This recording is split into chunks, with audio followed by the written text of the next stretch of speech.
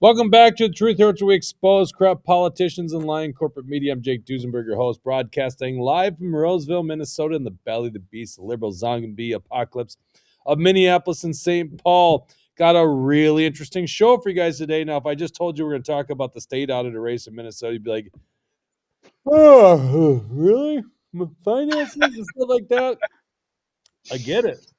And honestly, I've been leaving these two gentlemen kind of like without answers. They want to be on the show for a while. Nate, I know you've been hoping to be on it, and it's like, I don't know. I got lots of important things to say. I've been doing shows on the war in Iran.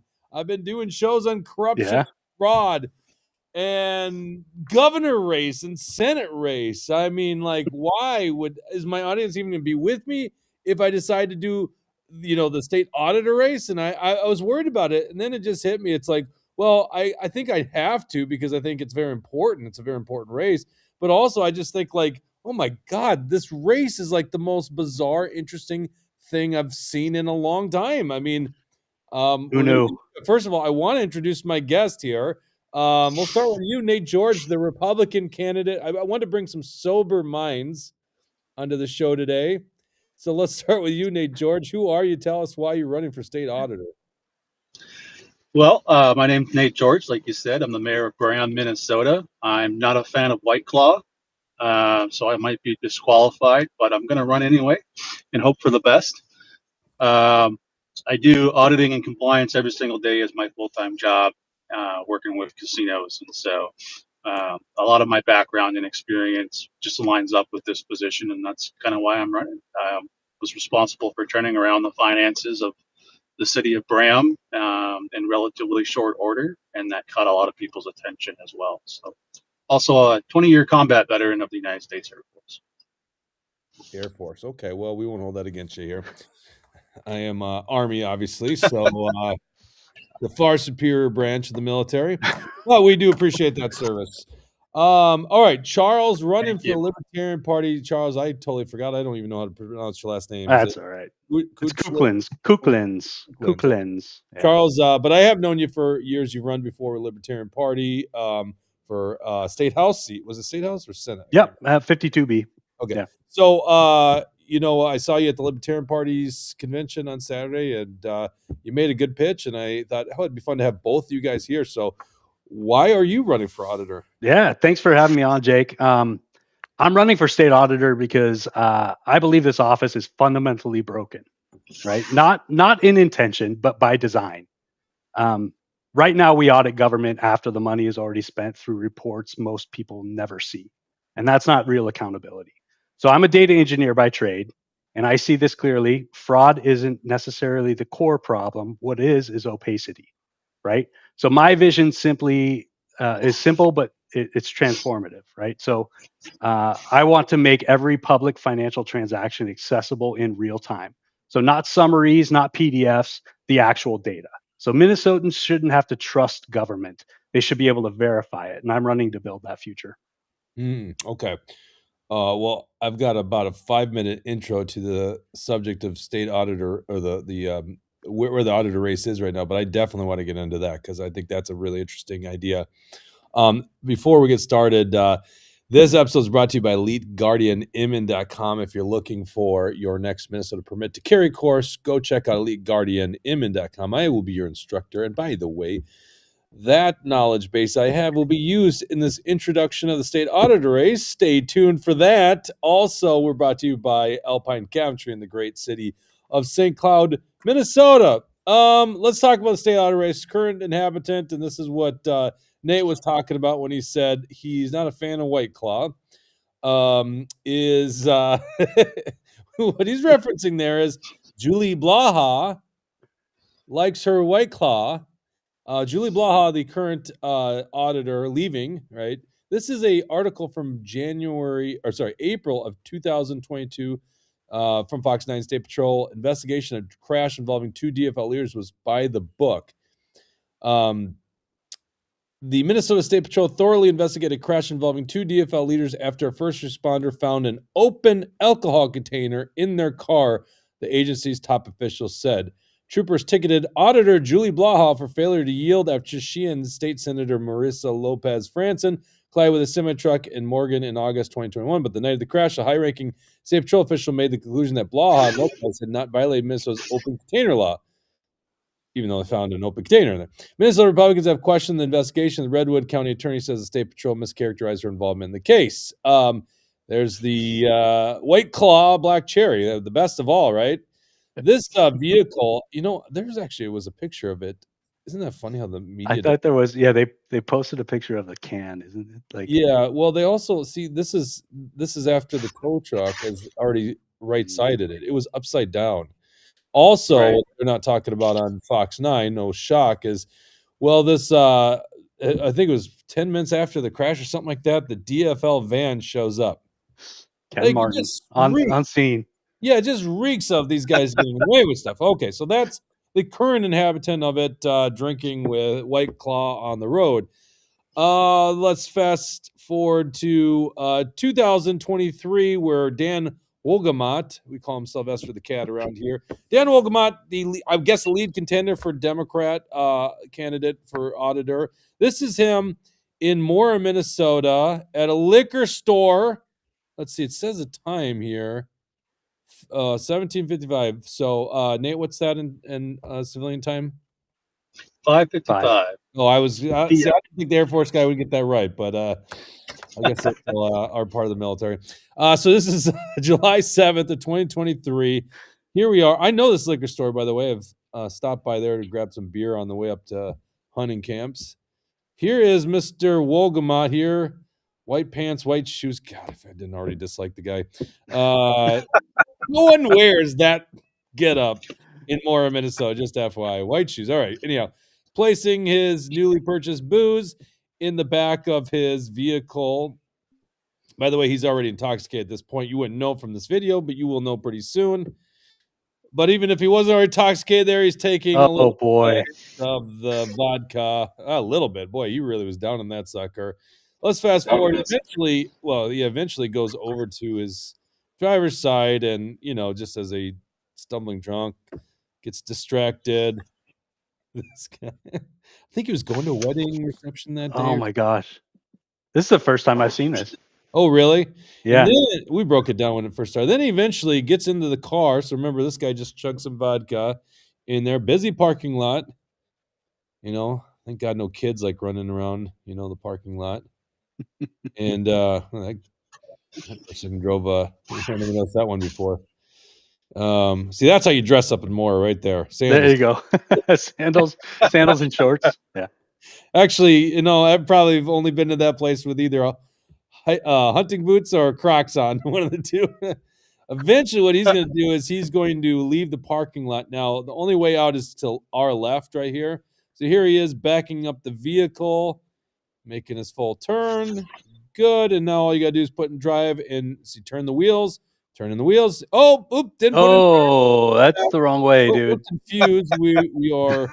There we go. Now he's going to go over this side where there is no exit. And, of course, ends up getting pulled over down the road later on. And I love how they say it. He's arrested for suspicion of DUI. Now let's go to Republican candidate Elliot Engen, who's actually also, like Dan Wolgamott, a state legislator. Representative Elliot Engen, this is according to KSDP, was sober cabbing fellow Representative Walter Hudson at the time of the DWI arrest. Now, I haven't read this yet, guys, but MAGA Jesse said he just released a article at actionforliberty.com. Here we go. Arrogant Elliot Engen and Walter Hudson's drunken debacle exposed. All right, I'm going to read this. The first time reading it. Let's hope Jesse's got his ducks in a row. The Elliot Engen and Walter Hudson drunken debacle has garnered national attention when two egotistical politicians believing laws do not apply to them. The White Bear Lake police report states that Engen drove drunk, had a broken headlamp, and expired vehicle tabs, was speeding and rolled through a stop sign while Hudson was carrying a gun while drunk. Engen is 27 years old and has no professional auditing experience. Got to point that out.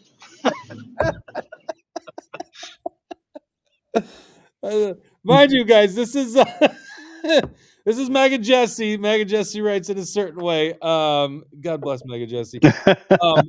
I'm just curious. Oh, did we lose Nate? I'm just curious. How much experience does Scott Jensen? There is another candidate in this race. When Sure. Nate comes back on, I'll mention that. All right.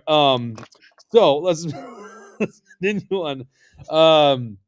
Where did I leave off here? To this point, Engen has refused to drop out of the race. In order to fully understand what took place, we must start from the beginning. Engen and Hudson sit on the House Education Finance Committee, but they were caught leaving the committee meeting about halfway through. Ironically, the topic they missed out on discussing was student absenteeism. They then turned up at Burger Moe's to eat lunch, drink alcohol, and watch baseball ahead of the final House floor session before the Easter Passover break. An individual named Brian Basham, who was then a Capitol employee, snapped a picture of Engen and Hudson and mentioned the multiple drinks they had. See post below. Have you guys seen this photo before? No, but I'm curious. Okay, so Yeah, I saw it. an employee, like a public not a representative, but a public employee, snap a picture. Yeah, so apparently it was I think worked for the DFL caucus, or maybe it was nonpartisan. Oh, that makes Definitely sense. a Democrat or a leftist. Sure, that's why I think that's what I was leaning towards is some political capital. It's believed. Right. It's believed this is a handgun on him right now. Okay. Now, by the way, that's not actually illegal in Minnesota, but you cannot be carrying a firearm and have a blood alcohol content of over 0.04. Okay. It's just we in the gun community would say don't do this. Don't ever do it. It's a bad idea all the way around, right? It's a bad look, and you're a lawmaker, right? Yep. Okay? Right. And especially Walter comes from a position usually of like moral authority, like Sure. Especially with the legislation that's been put forward lately, right? Like, why would you create that optic right. to give them any credibility? It doesn't make any sense. No, it actually pisses me off a lot. We'll get into that a little bit. Okay, so Basham is a known leftist who appears to be putting more of his political views out there. As of late, the Star Tribune and other media outlets have listed him as a former employee at the Capitol, but there appears to be very little media interest in his recent unemployment termination. The day after posting the picture of Engen and Hudson drinking, Basham posted that he left his job. See below. That is interesting. It'd be really interesting why he left his job. Did you get forced out? Anyhow, after having drinks and skipping out on their committee duties, by the way, I saw it was reported that, they did leave halfway through the committee, which started at 1:00. Now, it does seem like normal guys, baseball, opening day, going to have some beers, like a lot of us normal people, right? Some of us even ditch work on that. Of course, ditching work is on us, not on our constituents. But long story short, Engen and Hudson returned to the Capitol for the House floor session. House rules prohibit the consumption of alcohol and drugs in House-controlled spaces. Since alcohol is a mind-altering substance, consumption does not end once a drink is swallowed. It's still being consumed as it works its way through the human digestive system. In case you guys didn't know that, I guess we got a little biology class here. Biology 101. Nate's like, I don't know. I'm not a biologist. Sounds about right. Beyond skipping the committee hearing they're supposed to be at, this means that Engen and Hudson may be found in violation of House rules due to showing up to debate bills while being inebriated. See House rule below. And there's a House resolution. Well, you can see it right there. You got all about AFRL. This is not the first time AFRL has heard of Engen and Hudson getting drunk together. Sources at the Capitol AFRL that the two of them have gotten wasted at corrupt lobbyist Reed LeBeau's house and have missed votes in the morning because of it. The Thursday House floor session concluded a little bit before 10 p.m. on Thursday, March 26. Engen was supposed to go to a fundraiser for his auditor campaign, but was seemingly unable due to the lengthy floor session. Engen, Hudson, and another passenger in the vehicle, not yet publicly identified, were pulled over a little before 2 a.m. in White Bear Lake after leaving a local bar. By the way, it's been rumored up the Capitol from our sources that it's a female. We don't know who that is. We don't know if it's another legislator or what. I think it's important for us to know who that is. Okay, according to the police. What's that? Could be his wife. I doubt it, though. I mean, they got a little child. So you got a baby. I don't know. Yeah. Doesn't seem as likely. That's almost the most innocent explanation, though, right? I don't know. Elliot was searching for daycare facilities for his baby, right? That's what I get for trying to give him the benefit of the doubt. Well, I mean, it also looks bad if it's his wife, I guess, but I have no idea. We don't know. I think it's important, though. These are two public figures. Who is with you? It's very likely another legislator. I think we should have a right to know that. Okay, continuing on.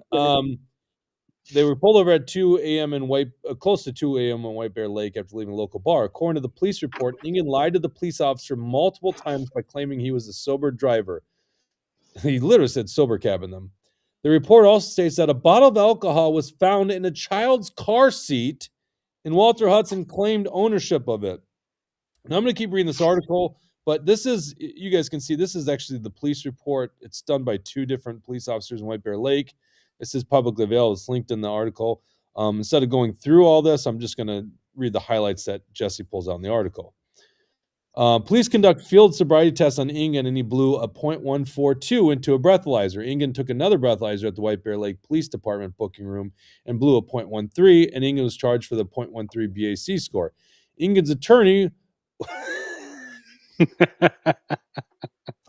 Oh, Jesse's got a certain way right. Engen's attorney, Walls Klobuchar donor Chris Madel, says Engen blew a .98 and a .092. Madel may be relying on Engen's drunk memory. All figures mentioned are above the blood alcohol concentration legal limit of .08. I think they ordered a private test at 5 a.m. I saw somewhere else. So, yeah, probably at that point he was a .098. The police report did not indicate that Hudson blew into the breathalyzer. It is illegal in Minnesota to have a BAC higher than .04 while carrying a firearm. By the way, if it's over .1, he would be suspended of his permit to carry for over a year, so he couldn't even reapply. So it's a much bigger deal and a misdemeanor charge. A request for the body cam and squad camera footage was requested to the White Bear Lake Police, and the request was refused due to the footage being used in an active criminal investigation. That was Jesse actually asking for it. White Bear Lake Police further stated that disclosure of this footage would require a court order. As a candidate for statewide office, it seems clear that there would be an urgency to satisfy the public interest. By the way, the courts generally do agree with you on that, so stand by. Republican delegates deserve to see how Engen conduct himself during the arrest, since it could impact how they vote at the state convention. It is assumed that the much older Walter Hudson was going back to Engen's house for a over, unless he was planning on driving himself or catching an Uber. Oh, Jesse. Jesse likes to add the spice. Remind me not to get on Jesse's bad side. Holy smoke. Don't get on Jesse's bad side, guys. And, we're making fun of this in the thing because it's just so sad. I mean, it really is. This is kind of a serious thing. Like, luckily, no one was hurt. But these politicians, this is why I have no respect for them. You guys have to understand. Like, you guys have seen, audience, you've seen Walter and I going back. Walter and I used to be buddies, and then he became part of the establishment and is lashed out at Action for Liberty. It's just amazing to watch these hypocrites all the time. It's not even shocking anymore. Receiving a DWI is particularly ironic for Engen to receive because one of his opponents for state auditor, as I mentioned, Dan Wogelmuth, also got a DWI in addition. Incumbent. Okay, so we covered that already. Now, to this point, Engen has refused to drop out. He has been nationally embarrassed and made himself the Democrats' dream opponent. The only person connected to Engen that has spoken on this publicly has been Chris Madel, who told Fox 9 that he hadn't discussed it with Engen, but sure hopes he doesn't drop out. As seen in previous AFL reporting, grassroots conservatives already had enough to question Engen's candidacy after seeing his flip-flopping on Charlie Kirk. Let's see. I'm sure there's more spice in it. One other thing I haven't watched any of that. One other thing I want to point out, and I don't know what happened to, I got to pull up my X account, but I do find it really interesting. Oh, you just look at that. First thing that pops up, Nate George issued a statement. I'll let you talk about your statement here after I'm done with this. One thing I find interesting nowadays is these guys are being coached. It's so interesting. They're being coached to smile. So as if you don't already hate politicians enough, these guys in their darkest, most shameful hour are told to smile as if like they literally learn nothing and the party continues on. But we obviously know why they're coached to do that, because they don't want it to be used against them politically. And obviously these guys aren't dropping out of anything. They're going to continue on, even though we can't trust these guys as public officials. Okay, so I thought it would be really interesting. Oh, by the way, the statute, if you guys are curious, 624-7142, carrying while under influence of alcohol or controlled substance. All right, that is the state auditor race in Minnesota. Once again, we just continue in Minnesota to be a national embarrassment. And I thought it'd be fun to have some sober minds. I actually think there's two decent gentlemen running for this position in Minnesota. Charles, let's go back to you here.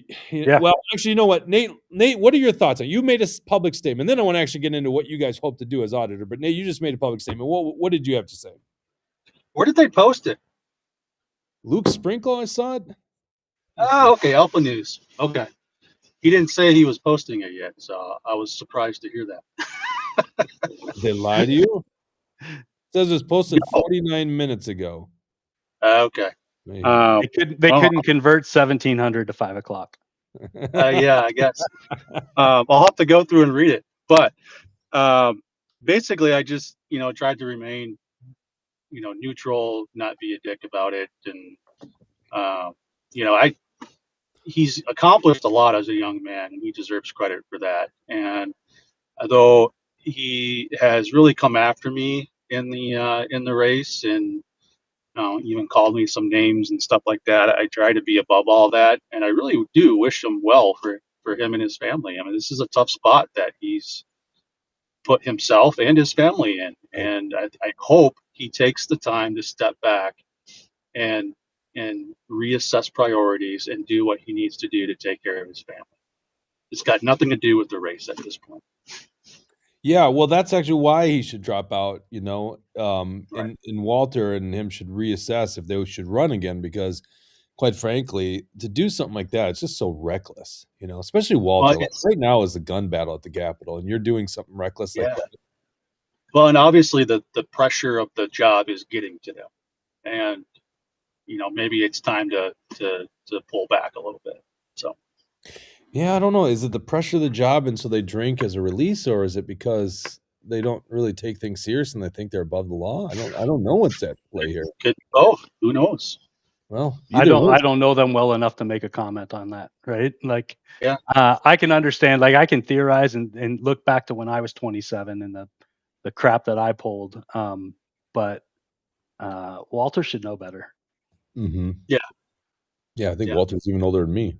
So. if he's going to be a mentor, and if he's going to, kind of help somebody along through the political process, he should have had his wits about him and been able to jump in and say, look, this is not the right decision. Let's do something else. Right. Well, he's constantly lecturing people, including us, Action for Liberty people, myself included, and acting as if he's coming from some higher moral authority, and he does something like this, which is just completely reckless. And it's just you're a husband and a father of young children, and you're doing something like that. It's just discredited. And it's so fascinating. I've been in politics long enough. All these people attack us and they call us these names and do, oh, fraudsters, scamsters, whatever they want to throw at us. And it's like they're that. They project, and it's interesting to see like the things they usually accuse us of, they're guilty of. Right. So, same thing with Walter. I mean, maybe someday he can see the light again, because he used to be a pretty good warrior in liberty, and just got co-opted by the Capitol, which is bad. Yeah. Charles, let's talk a little bit about that idea you had. So you're kind of like talking about exposing the transactions of the government. I guess it would start at the county, right? I think all the way to government. So okay. So my background is in data engineering. I've spent 15 years building systems to allow for corporations to be able to analyze their data in real time and look at dashboards and be able to make decisions on things that are on how their business is running. There's no reason we can't do that with data right now at a government level. So what I see right now is basically a roadblock, or the pin in the pipeline right now is access to data, right? And so as it sits right now, you have to ask for permission to access data through a FOIA request, or you have to wait for things to become available for us to get access to it. And then you have to ask for specific data at that, and then ask for it in a specific format for them to return it to you. Wait 10 days for them to reply with a CSV file and do your own analytics to it.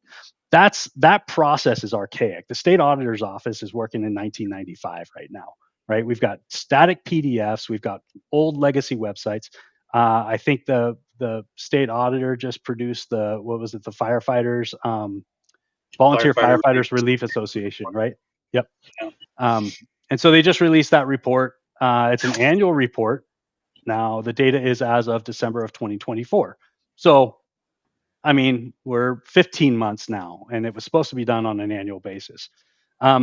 This is old. This is so old, and the technology has moved so fast, at least in the last 10 years, that I don't hold it against the previous state auditors to be up to date on what technology is relevant. But the fact remains is that the next 4 years, AI is moving so fast that we can't wait for this initiative to be put forward. So we have to make sure that all of this data is auditable and transacted in real time. So I would start with the counties and basically get at least an inventory of what counties are working on, what financial systems, and be able to say, okay, are these available for us to integrate through APIs and download that data on a real time basis. And so then basically coalesce that together and provide at least a dashboard up front for citizens to be able to look at. But at the same time, I want all that data to be available through APIs. So anybody that writes Python could hook into that data and build their own analytical data sets. Here's why I like this idea, and then Nate, I'm going to get your response since you're his opponent, and tell us why it's not a good idea. But I mean, one of the biggest issues in the state is fraud. Of course, a lot of that's happening with federal and state dollars, but some of that goes down to the county level. And it's like, you guys might be smart with money, great backgrounds in finance or data, but there are brilliant minds all throughout Minnesota, and there will be people. I know this to be true because I look at the state budget. I'm a weirdo, right? We over at this office literally go through the state budget, and there will be people that will go through those things, and they will discover, and they will do it for free. Absolutely, they will. Their interest in life. You know, some people play video games. Some people do cool things like hunt and fish. These people will go through the government data sets, and they will find those nuggets. And I think that's wonderful, and I think it should happen at the state level, and then we should get it adopted at the federal level. But you're his opponent, Nate. Where's he going wrong? Is this a bad idea? What am I not seeing? No, it's a great idea. In fact, I offered him to be one of my deputy auditors because I'd love to have someone of his background to really take charge of that technology piece. I agree 100%. We need to do better there. And to touch on that even further, I've already introduced legislation that's currently awaiting a House file number to implement my fraud risk score concept, which would work very similar to like a credit score that each one of us has, but it would be grading each local government entity on how well they do with mitigating fraud. And it would be using data like what Charles is talking about to present that on an online dashboard and show the public, like, here's how your city, your county rates when it comes to preventing fraud. And then also it would require the legislature to require a minimum score on that rating in order to be eligible for any state funding. Interesting. Okay. Because your priority should be fixing your business, if you've got problems, right, rather than asking for more money. And so it demonstrates to the taxpayers that they can protect your tax dollars before they've even started asking for them. Well, and that's actually all the free or the private sector work sometimes. Let's say franchisees, Yeah. that they have to meet certain standards so that they can be part of the brand. Yep. So absolutely. But I think where I differ with Charles is just it's not all about the technology. And so then that's where a lot of my other background comes into play too. You got to know how audits work, and what standards they're being held to, so we start throwing around acronyms like GAAP and GASB and all that. You got to know how to lead a team of investigators and how to handle evidence and build cases. That's all things that I do every single day. Are we at a point where we would need to take that office and fire the staff? Certainly you would have to say that if an attorney general switches to Republican, which hasn't happened, I think, like 50 years, that's probably going to be needed. Like, a lot of staff are going to have to lose their job because we're full of, left-wing lawyers. Do you think that's the state auditor's office, or do you think there's some pretty good professionals in there? I tend to believe that there's pretty good professionals in there, and I've talked to Julie directly about that, and a couple other folks that work in the office. I'm not going to say who they are, but there's actually probably mostly, if not all, conservative-minded folks in that office, and that honestly comes naturally with auditing. Right. We're naturally conservative. So, but the other thing you run into is it can be very dangerous when we start talking about going in there on day one and firing everybody. And Elliot's been known to say that publicly.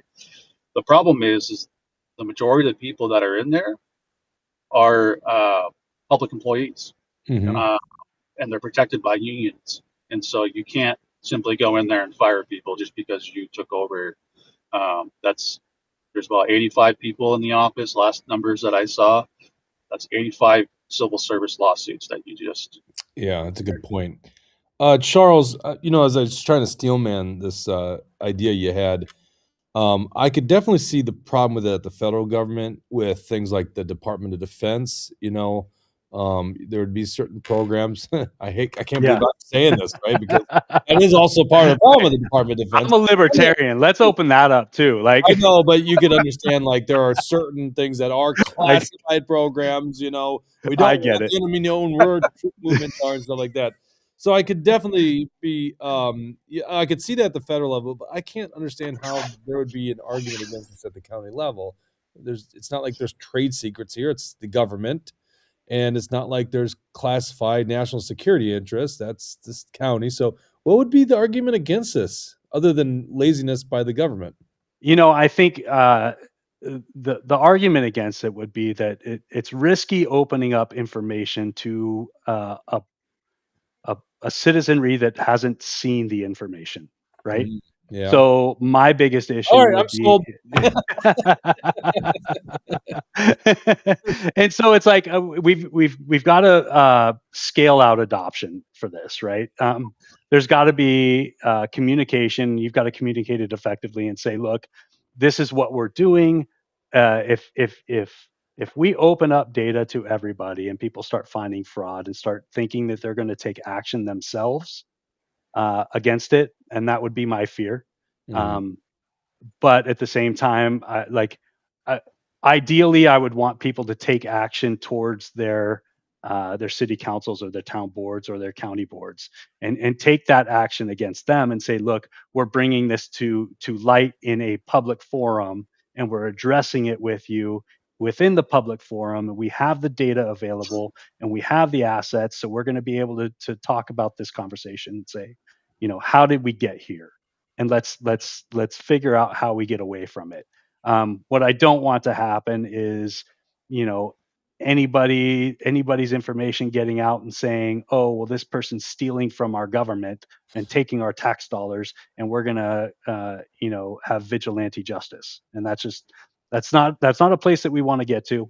Right. So it does come with a responsibility, right? So we talk about the government taking, being our safeguard and taking away our liberty. Well, with liberty comes responsibility, and with information comes that responsibility and accountability. So we've got to be able to address this in a civil way, and be able to have those conversations with the people that we've elected into power. And look, the reality is if there are people that are not pursuing the accountability front or transparency front at that local level, then we're going to have to vote them out. We're just going to vote them out and say, hey, at the lowest level, if my city council says we're not going to expose this data because whatever X reason, right? We still haven't come up with an actual reason for it, but that would be one of them. it would be like, hey, okay, well, we're going to start voting people in that are going to expose this in a responsible manner. Well, all the cities are chartered by the state. It's not like the Right. federal government Yep. where they're sovereign. So, I mean, there could be legislation that forces them to do it.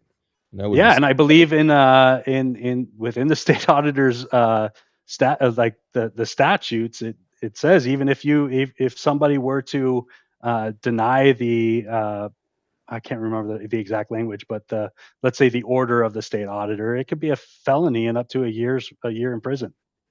okay. Yeah, So failing to provide the requested information. yeah, Plus, they have subpoena authority as well. right. Oh, good. Well, they should. So at that point, it's like, hey, we're going to subpoena all of your financial transactions for the past year. Yep, All right. exactly. Well, this isn't necessarily the sexiest position to run for. I think it No. often gets overlooked, but it is an important one. And Republicans haven't won a statewide race in quite some time. So let's talk about this race. We've talked, I think, enough about Elliot Engen. I am kind of curious, what names does he call you, Nate? Like, what is this punk kid saying about someone that's in the industry already and older than him? Like, what is he? The ones that I'm aware of, and I've heard others, but I try to just ignore it. I think I've been called boring at one point, weak need. Those are a couple just off the top of my head, but I don't know too many people willing to call a combat veteran weak need and live to tell the tale. But I'm a professional. Well, I've been accused that recently for speaking out against the war in Iran, despite being a former infantry officer. It's interesting how some people, especially chicken hawks, talk. All right, so it's so fascinating. People might have forgotten this, but Scott Jensen, who basically had no huge gubernatorial campaign going this time around, there was at one point like over a dozen candidates in the Republican ranks for governor, decided to drop out. Good for you, Scott. But then announced he's going to run for state auditor because, shucks, that's not an important position, but I could maybe win it with my name ID. So, Right. Scott, now does Scott Jensen have a big background in data auditing and finance? Not that I'm aware of. I've heard somebody talk about his business acumen, but I still don't know about that either. But it's interesting. I mean, he's jumping in for name recognition, and he's probably got money behind him. So it is what it is. And it's a political position. Let's face it. I mean, Julie Blaha doesn't have any auditor experience, or Rebecca Otto didn't have any auditor experience. And I mean, we're putting middle school teachers into the state auditor's office, and that's been our MO for the past, I don't know, 16, 20 years. At least. So the reality is it is a political position. And if the race is open, if Scott Jensen wants to jump in and try and make a name for himself, then hey, that's his position to do it. Does he have much of a following, Nate? I mean, I hear your name a lot. I think Elliot Engen's supporters are going to start withering down, because I think this has brought some disgrace to his campaign. Those people are going to go somewhere. I don't feel like there's a lot of momentum in Scott's side.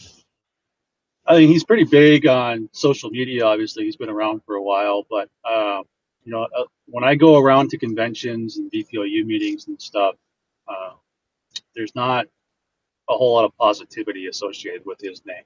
Mm-hmm. Put it politely. Him and I are very cordial and professional with each other, which I appreciate. Well, he's a very nice gentleman. Everyone likes Scott as a person. Yeah, but I agree. I was very confused by the move, and like Charles said, it's at the end of the day, it's his right, and it is what it is. And I wish him good luck, but I think at the end of the day, he's not the best fit for it. And it's just you three right now in the Republican ranks? Correct. All right. Endorsing convention at the very end of May up in Duluth at the Duluth Entertainment Center. I don't know why I'm bringing that up to you guys, because if you're not a delegate, you can't be a delegate. You didn't go to caucus and caucus. Too late. So, but what my people are telling me is Nate's doing a very good job with the delegates, and I think Scott's convinced he's just going to try to win the primary with some name ID? That was going to be my question. Is he going to take it to a primary? And would Elliot think- take it to a primary as well? Yeah, sorry, Charles, didn't mean to step on you. No, you're good. Elliot officially is listed as abiding, and so it would be even worse damage to his reputation if he stayed in the race to begin with, and two, didn't follow the abiding or didn't follow the endorsement at this point. But in talking with Jensen and his team, it's not necessarily that they won't follow the endorsement. They just don't want to sign a pledge and be beholden to anything or be bought by anybody. So that to me tells me that if it's a solid victory at the endorsing convention, he may back out.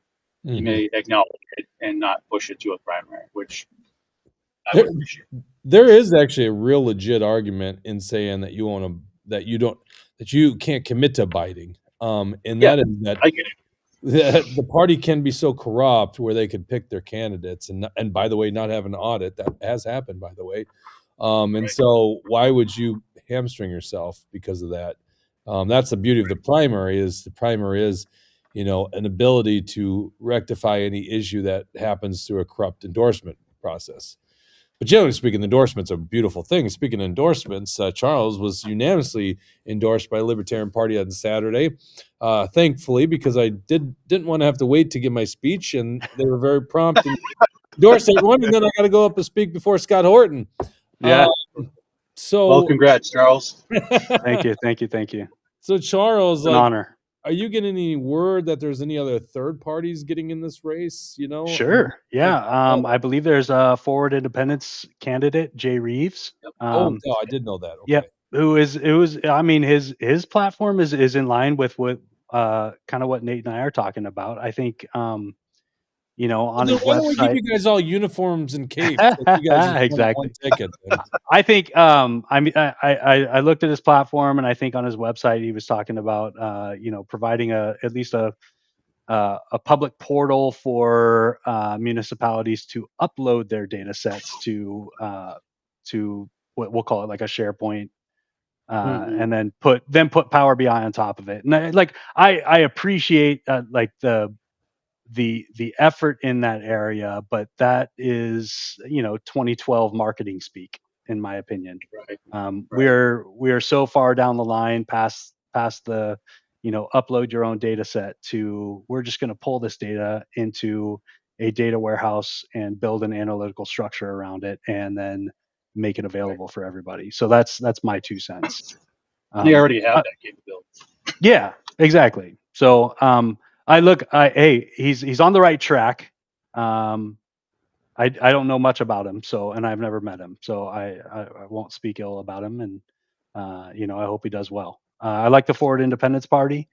We've worked with them in the past from the Libertarian Party perspective on third-party issues, especially against, sorry, Nate, but against the DFL and the GOP. When they try to rub third parties out of gaining ballot access, it kind of rubs us the wrong way. So that's just, it is what it is. It's Minnesota politics, and those are the battles we fight, right?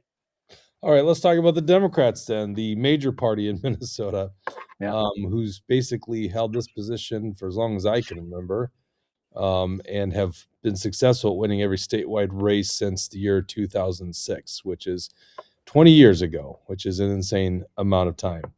I always tell people that aren't from Minnesota, I go, we're a red state with a dominant blue party. So don't think that the state is as crazy leftist as you think. That it is in Minneapolis and St. Paul, but it isn't in the state. We all know that. And of course, obviously, Charles, you're kind of in the loop, but Nate, you're obviously in God's country, so you understand this very well. We got 30 minutes on Dan Wogelmott's liquor stop. Yeah. Oh, yep. I know. Yep. God's country. I'm telling you. By the way, I gotta say, it's a very nice liquor store, right? It's like fairly new, good selection. Definitely patronize it if you're there. Yes. Partake. Well, I remember watching that video, and I'm, you're not really seeing the liquor store. You're kind of seeing like the Stone and stuff, and I'm like, oh, that kind of looks. And then I look across the street and I see like the Cynics. I'm like, I know exactly where that's at. That's Highway 65 right there. I've been there before. Yep. Oh man. All right. And you know what? It's amazing. Every time I went there, I placed my alcohol beverages in the trunk and then went to my destination before I actually consumed them. It's a crazy concept. Maybe Dan should try that. All right, Dan Wolgamott. What kind of background does this guy have? I think he was a legislative aide for Tim Walz before he In a before coach. he joined the legislature. Well, I mean, we all know Tim Walz is very good on accounting and knowing where all the money's going, right? So, no background. Plausible deniability. Yeah, exactly. So this guy's running. Do you guys think he is the lead candidate? I kind of said that at the beginning, but there is another candidate who I do think has some legitimate party endorsements. I don't mean Yep. the party endorsement, but people in the party. Yeah, I think you're thinking of, is it Ben Shearer? Sounds right. Is he? I think he's the mayor of like Detroit Lakes or something. Yeah, he was the former mayor of Fergus Falls. Fergus Falls. There you go. Fergus Falls, that's it. I think he was endorsed by Keith Ellison. Yeah, I think he's got a fairly robust business background. I think he managed a hedge fund. And so Are you serious? yeah, Can you run as a Democrat and do that? that's the perfect candidate for a Democrat. What are you talking about? Oh, you guys are hedge fund. I mean, aren't they like principally against those things? Ben Shearer, I see it right. Yeah, looks like that. Oh yeah, that's the guy. I'm looking it up right now. Okay, so Had a lot of local government experience, which makes him compatible. Competitive, I should say. Yeah. All right. What do you think if Dan Wolgamott, who, by the way, prior to getting that Dewey, was the MPPOA's legislator of the year, so the police officers. Couldn't believe when I saw that. What are they thinking? These lobbyists are cronies. I can't tell you guys. I've been in this game for a long time. There's a reason we act the way we do. I have no respect for these lobbyists and these PACs and these politicians. They're all so corrupt. Absolutely they are. It really is a uniparty up there. Honest to God, it's a uniparty. And they have no principle. There's no principle whatsoever. Right. The principle is money and profit. Yeah, it's true. Exactly. Oh, it's the principle is to get elected, reelected, or elected to higher office. That's all it matters. And by the way, Elliot, you really screwed that one up. You hurt your chances on that. But I think that's why Dan Wolgamott is running. I'm just going to say it out front. He's looking at being promoted into higher office, and if you watch, I think he did a couple of interviews, and his whole thing was, "I'm not Doge. That's why my race is so important." Yeah, and that's I heard his seat is he's at risk of losing his seat anyway as well. Yes. So yeah, hard to see. I think he won by 100 some votes last time. So, all right, this is gonna be. I'm gonna ask two really tough questions, okay, before I let you guys go, okay, and then we're gonna go to our Premium Insiders post show, which will be a lot of fun. We'll rip on Walter a little bit more and get a little bit more in the nuances of that and some of the rumors I've heard. So here's my assessment of this upcoming election. All right, I'm gonna start with you, Nate. All right, because this is gonna be harder for you. You're the Republican candidate. There's two ways that I predict what's happening in elections, and I'm pretty good at predicting, generally speaking, how elections are going to go. Okay, I've made a lot of right calls in the last couple of years. Blue waves saw them come in. Republicans winning, a House seat or whatever. And oh God, I got the 2020 election very spot on. I think it was within like one House seat, right? The Republicans would win back. Called Trump's 2024 election in 6 of the 7 swing states I called. So the way that I'd make these predictions is, first of all, we look at data, and the data right now is very bad for Republicans nationally. I do think that's going to play here in Minnesota. We could look at these special elections that tend to go the Democrat way, including winning some seats like the Mar-a-Lago seat, which is flipped Democrat. So where Trump's actually residence is, now that's a Democrat seat. But you're also looking at polling data today. Trump is polling at about the lowest net approval rating of pretty much any time in American history. This, at least when polls have been taken, so probably the last 100 years. So that's bad. That spells bad. But then it's like polls don't always tell you the story. So Right. then I look at what is the temperament in the environment. And when you look at the No Kings protest this last weekend, and it's funny, people on the right acting like, oh, they're paid protesters, or it's not that. I'm like, that is a really important thing to be paying attention to. They are organizing in mass.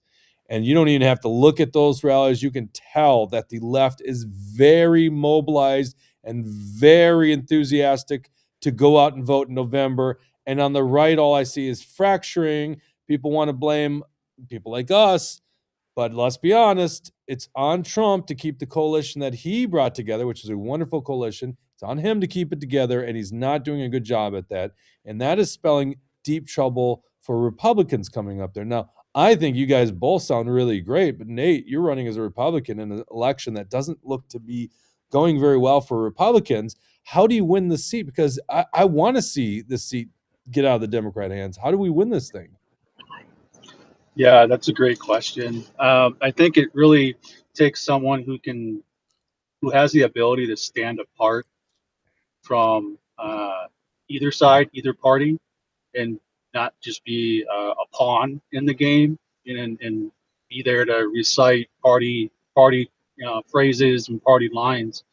But that's really what I've been focusing my campaign on, is just being an everyday guy who just happens to have a lot of background and experience in this field and demonstrated success in protecting taxpayer dollars. I don't even talk about being a Republican. And I just go to in front of people and I just talk to them and I teach them about what the position does, what it entails, what it's not doing, and what we could do better. And I just leave the parties out of it entirely. And I have a lot of grassroots support already in a traditionally Democrat area, which is in Northeast Minneapolis.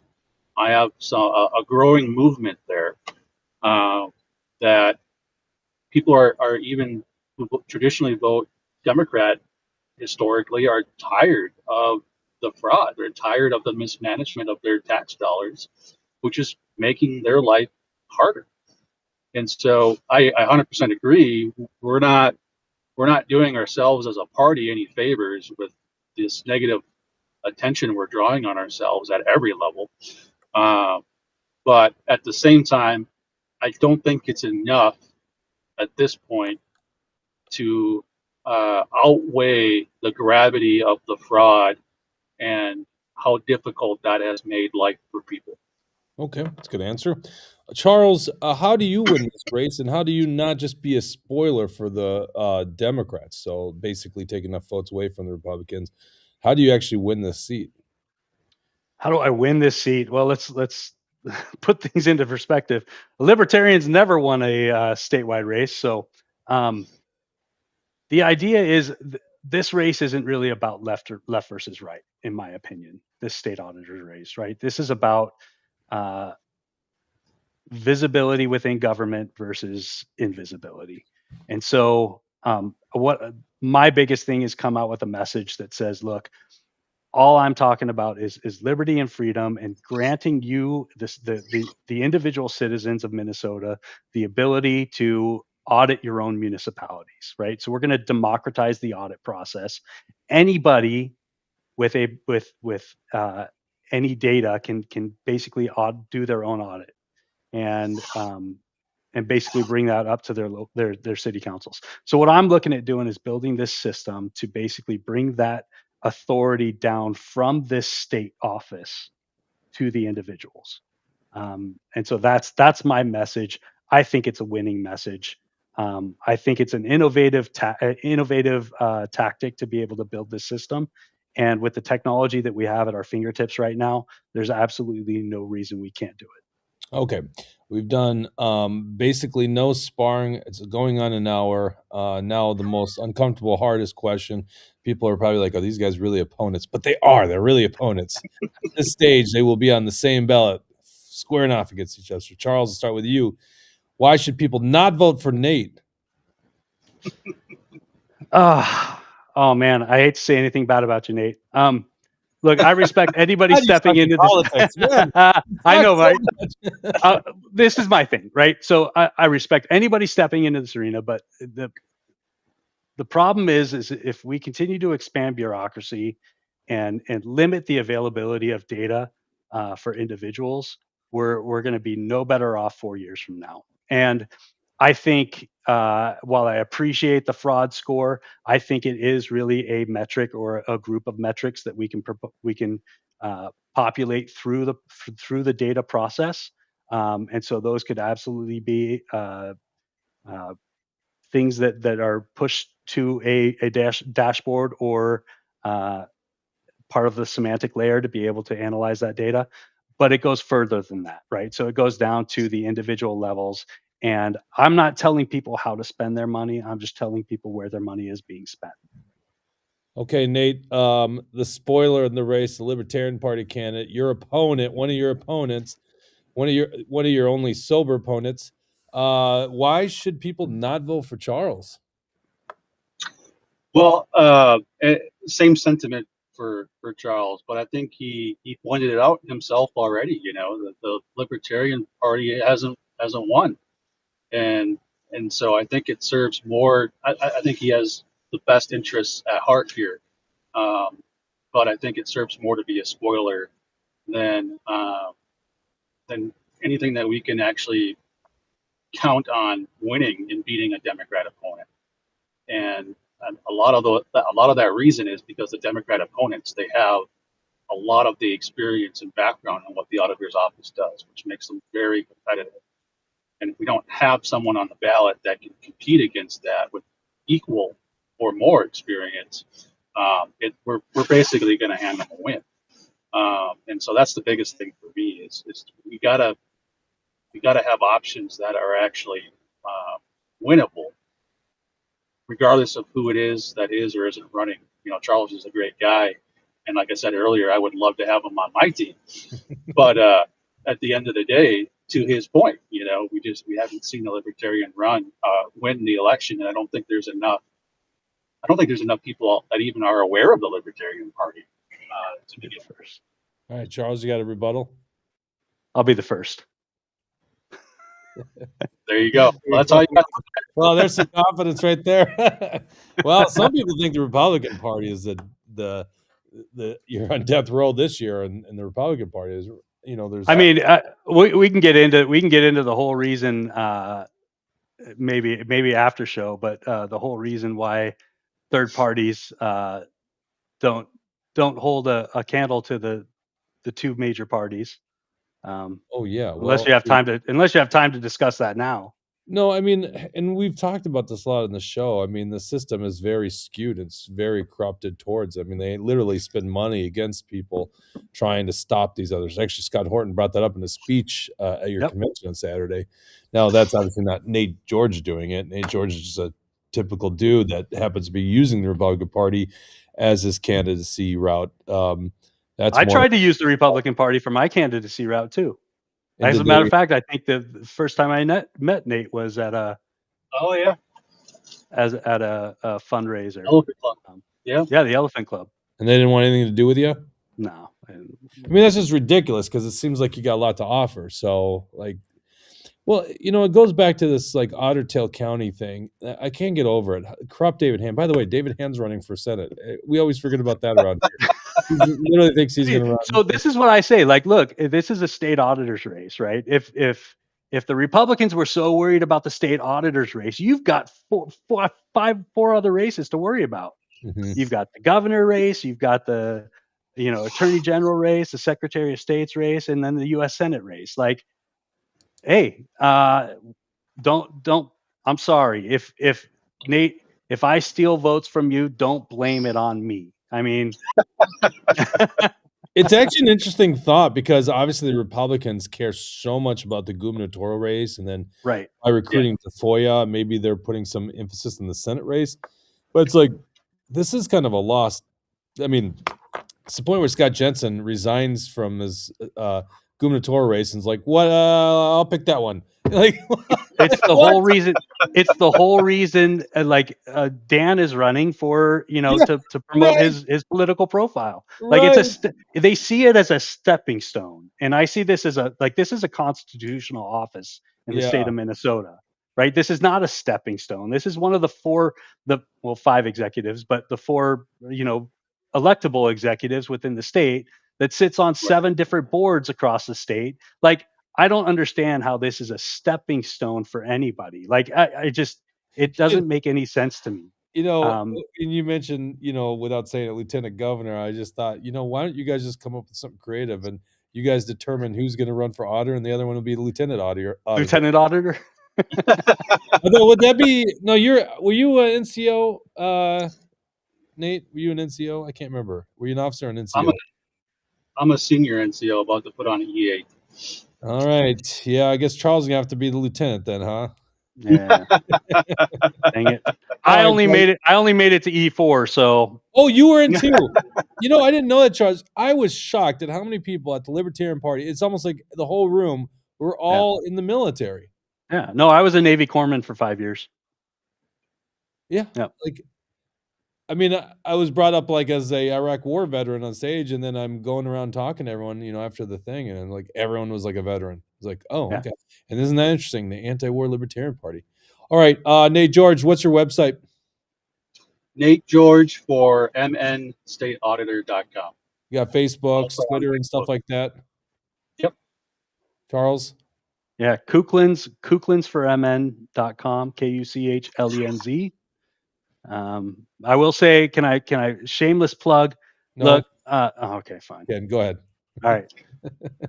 The reality is that as a non-major party candidate in this race, we need to collect 2,000 signatures to get on the ballot.